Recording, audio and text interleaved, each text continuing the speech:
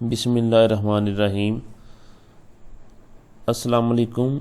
आपने मेरी होम और इंसर्ट टैब की वीडियो देखी होगी। आज हमने तीसरी टैब स्टार्ट करनी है पेज लेआउट की। पेज लेआउट में 5 ग्रुप्स हैं। पहला है theme, page setup, page background, paragraph और अरेंज। थीम आलमोस्ट जितना भी इसकी सेटिंग है वो सारी की सारी ऑलरेडी सेट है, तो इसमें से आपको कोई चीज़ चेंज करने की ज़रूरत नहीं, ना ही आप कि यहाँ पर ये इसमें से कुछ चीज़ें अप्लाई होती हैं, क्योंकि इसमें फ़ॉन्ट है और कलर है, इफ़ेक्ट वगैरह हैं, बस यही चीज़ें हैं। पेज सेटअप में देखें, सबसे पहला है मार्जिन्स। मार्जिन में जैसे ही आप क्लिक करते हैं तो देखें नॉर्मल है, नैरो है, मॉडरेट है, वाइड है। मार्जिन होते क्या हैं? साइडों पे वाइट ब्लैंक स्पेस जो वर्ड में छोड़ी जाती है उसको मार्जिन कहते हैं। मैं सपोज कर लें वाइड करता हूँ। मैंने जैसे वाइड किया तो मैं ज़रा यहाँ से रूलर ऑन कर लूँ। अब देखें यहाँ से इतना मेरा रूलर आ गया, ऊपर से भी मैंने यहाँ लिखा एलीट एकेडमी। तो अब मैं इसको समझाता हूँ आपको कि अगर मैं यहाँ लेआउट में जाके इसको मार्जिन में अब मैं नैरो करता हूँ। अब आप देखें नैरो किया तो ये बिल्कुल साथ आ गया। इसी तरह अगर मैं मार्जिन में जाके नॉर्मल करूँगा तो ये बिल्कुल नॉर्मल पोजीशन में, जो कि स्टैंडर्ड है और पहले से सेट है, उसको आप यहाँ पर देख सकते हैं।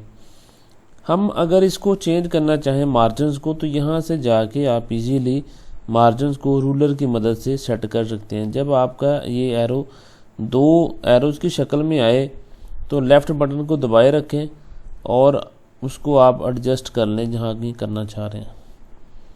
ठीक हो गया, तो मार्जिन समझ आ गई। उसके बाद है ओरिएंटेशन। देखें पेज या तो लंबाई में होता है या चौड़ाई में। मैं यहाँ 2 शेप्स ड्रा करके दिखाता हूँ।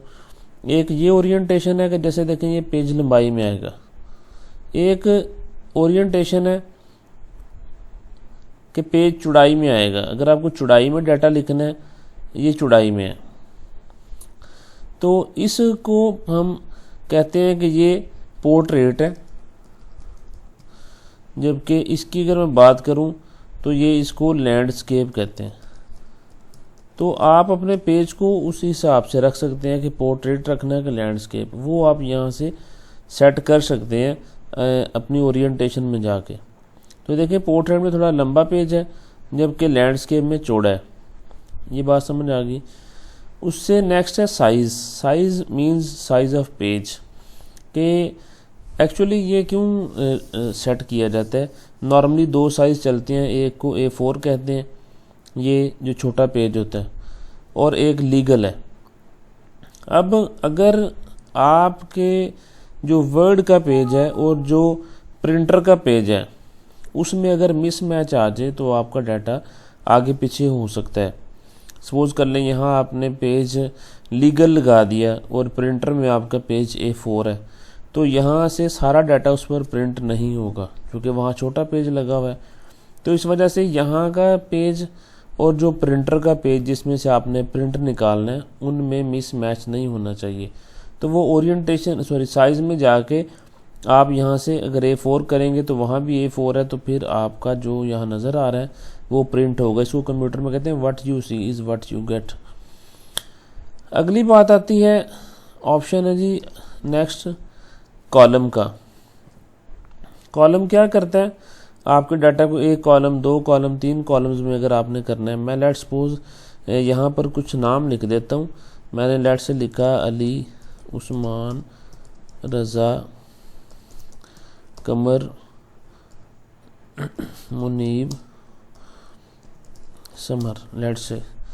तो मैं चाह रहा हूँ कि ये ना मेरा डाटा 2 कॉलम्स में आ जाए। मैंने इसको सिलेक्ट किया, मैं कॉलम में गया, मैंने यहाँ 2 किया, तो देखिए मेरा डाटा 2 कॉलम्स में आ गया।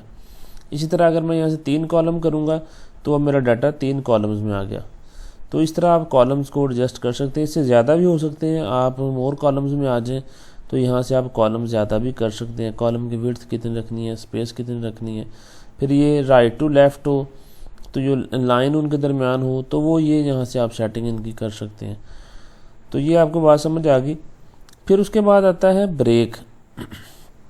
देखिए ब्रेक में मैंने आपको इंसर्ट में बताया था कि पेज ब्रेक अगर आपने करना है, यानी कि सारा डाटा अगली सफ़े पे लेके जाना है। मैं देखें सपोज़ कर लें कि यहाँ पर हूँ, यहाँ मैंने लिखा है एलीट, और मैं यहाँ आई से पहले मेरा कर्सर है, तो मैं यहाँ से ब्रेक में जाके पेज ब्रेक करता हूँ। ये पहला ऑप्शन है, या कंट्रोल एंटर आप प्रेस करें फिर भी हो जाता है। आप यहाँ करेंगे, देखिए इस कर्सर से आगे आगे ITE और इससे आगे जो भी डाटा है वो सारा अगले सफ़े पे चला जाएगा।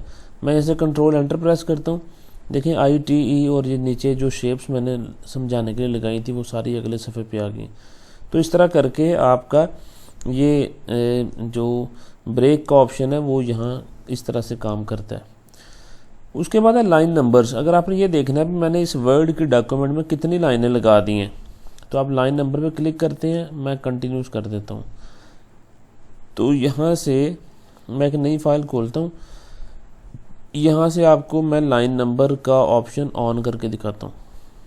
मैंने कंटिन्यूस किया तो देखिए जितनी लाइनें मैं यहाँ से लगा रहा हूँ वो सारी की सारी यहाँ शो हो रही हैं। अब देखिए जब मैं अगले सफ़े पे गया तो ये 26 से शुरू कर रहा है। अगर मैं ये चाह रहा हूँ कि अगले सफ़े पे जाए और यहाँ पर अगले सफ़े पे 1 से स्टार्ट करे, तो फिर आप लाइन नंबर में जाके रीस्टार्ट ईच पेज करें। तो ये देखें अगले सफ़े से 1 से शुरू हो गया, बजाय 26 के 25 पहले पे हैं और जो 26 हैं वो अगले से शुरू हो रहे हैं। ठीक हो गया। तो इस तरह करके आप लाइन नंबर्स को सेट कर सकते हैं। इसके साथ आगे है हाइफनेशन। अच्छा, हाइफन क्या होता है? हाइफन होता है कि अगर आप कोई वर्ड लिख रहे हैं और लाइन के एंड पे जब आप गए हैं वहाँ वो वर्ड पूरा नहीं आ रहा।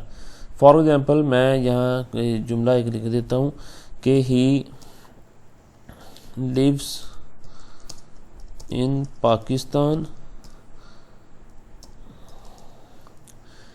he is very competent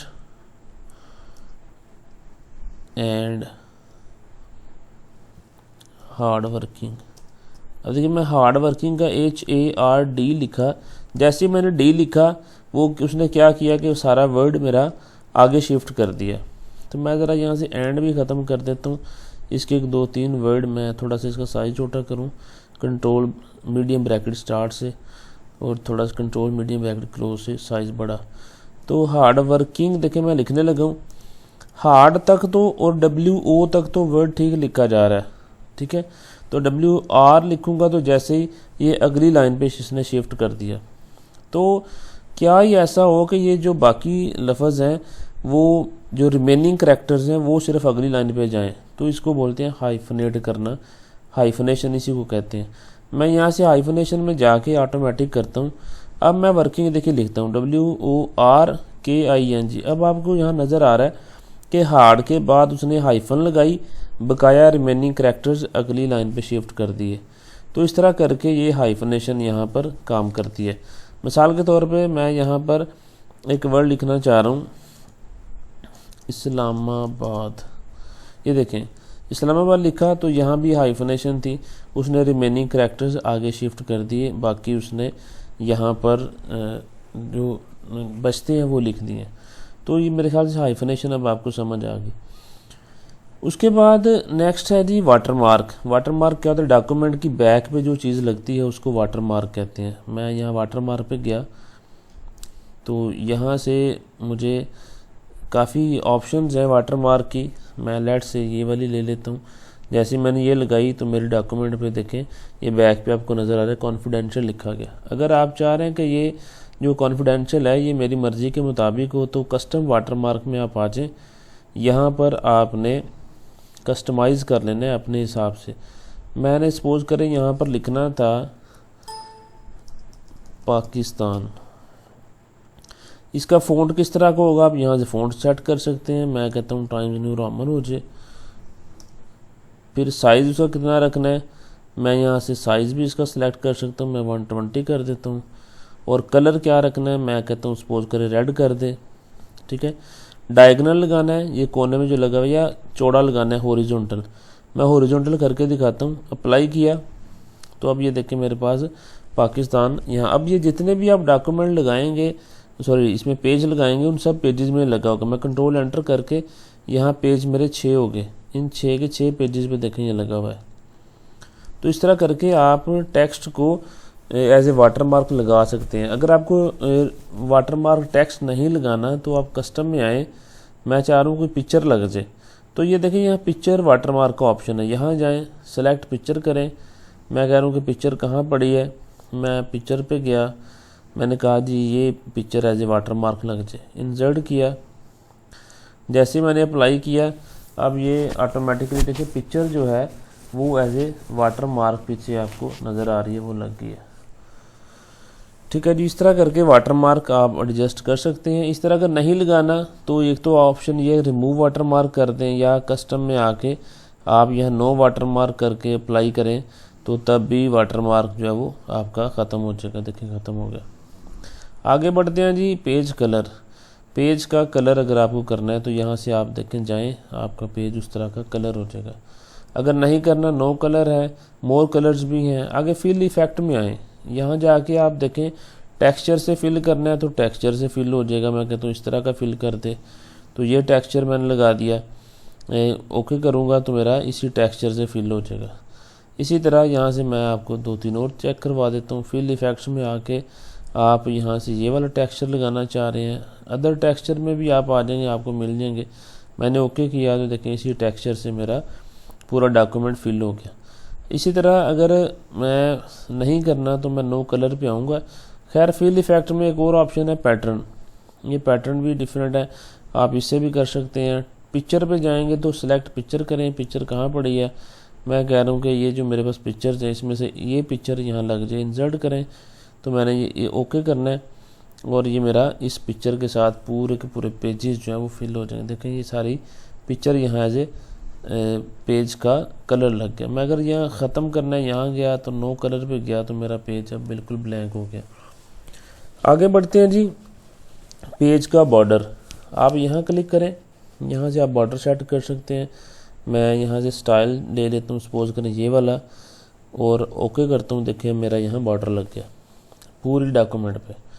अगर आप चाह रहे हैं पूरी डॉक्यूमेंट पे ना लगे तो पेज बॉर्डर में आए, तो ये अप्लाई टू लिखा हुआ है, होल डॉक्यूमेंट की जगह this section first page only, all except first page, पहले के अलावा। तो मैं कहता हूँ कि सिर्फ पहले के अलावा सब पे, ऑल एक्सेप्ट फर्स्ट पेज। यहाँ मैंने क्लिक किया, ओके किया। अब देखें पहले पे नहीं लगेगा, मैं दिखाता हूँ, ये पहला खाली है जबकि दूसरे से ऑनवर्ड लगा हुआ है।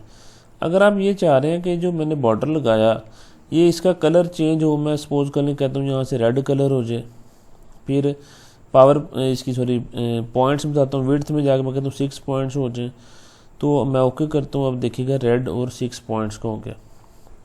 इसी तरह अगर आप ये चाह रहे हैं कि आर्ट्स लग जाए, यहाँ आर्ट भी मौजूद हैं, यहाँ डिफरेंट आर्ट्स हैं, आप कोई आर्ट एज ए बॉर्डर ले लेते हैं। मैं लेट्स से कि यहाँ से ये वाला ले लेता हूँ, इसको ओके करता हूँ, तो अब मेरा यहाँ से जाके सारा जो बॉर्डर एज ए आर्ट लग जाएगा।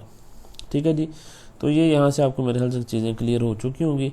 आगे इसका पैराग्राफ में इंडेंट है, यहाँ मैं एक रैंडम पैराग्राफ लिख देता हूँ, is equal to rand bracket open bracket close. तो यहाँ देखें मेरे पास 3 पैराग्राफ ओपन हो गए। मैं यहाँ से आपको इंडेंट बढ़ाना चाह रहा हूँ, तो मैंने पैराग्राफ सेलेक्ट किया, तो यहाँ से इंडेंट, ये बिल्कुल वही जो होम में मैंने आपको इंडेंट बढ़ाना कंट्रोल M के ज़रिए सिखाया था, ये वही है। डिक्रीज़ करना हो तो डिक्रीज़ यहाँ से कंट्रोल शिफ्ट M के साथ वैसे तो होता है। इसी तरह ये है लेफ़्ट अलाइन, मैं ज़रा राइट अलाइन कंट्रोल R करके राइट अलाइन, या यहाँ से वर्ड में जाके होम में मैंने जाके इसको राइट अलाइन किया। अब राइट अलाइन जब किया तो यहाँ से राइट से भी इंडेंट बढ़ सकता है, ये देखें राइट से अलाइन आपका इंडेंट बढ़ रहा है, यहाँ से राइट से आपका इंडेंट कम हो रहा है। तो ये 2 ऑप्शन भी हो गए।